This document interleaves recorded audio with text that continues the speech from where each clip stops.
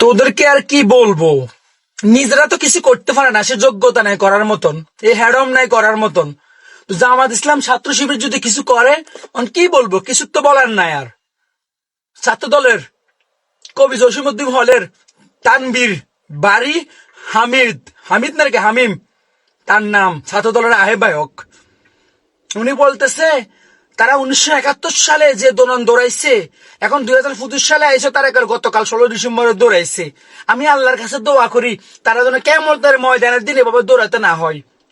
ইরে, আগে তোমার জন্য তুমি দোয়া করো, আল্লাহ তোমার কেমনে আর করে, কারণ তোমার দলের গোষ্ঠীরা এমন ভাবে ঘুষ, সুদ, ঘুষ, সাদাবাজি, দান্দাবাজি, টেন্ডারবাজি, খুন খারাপি, দর্শন করতেছে, সেটা তোমার উপর পড়তেছে, কারণ তুমি সে দলের ভিতরে অ্যাড আছো। তার জন্য দোয়া করো, আল্লাহ তোমাদেরকে কিভাবে হিরাবে, কিভাবে বাঁচাবে। ইয়ে নাপসি করো। হরের জন্য দোয়া করতে হবে না, আগে নিজের ঘরে রাখ দিও, তারপরে পরের ঘরে রাখ দিও। কি এমন মানে নিজেরা কিছু করার মতন হেডম নাই।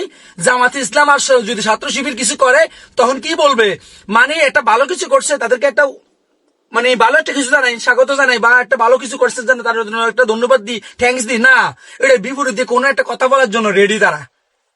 হিন্দি মানে করেন এক একটা নেতা, রাকিব চাচা, নাসির চাচা, ওই হাবিবুর রহমান হাবিব চাচা, মানে কত রকম চাচা আছে এই দলে, তারা কিছু করতে পারে না, কচুর মাথা।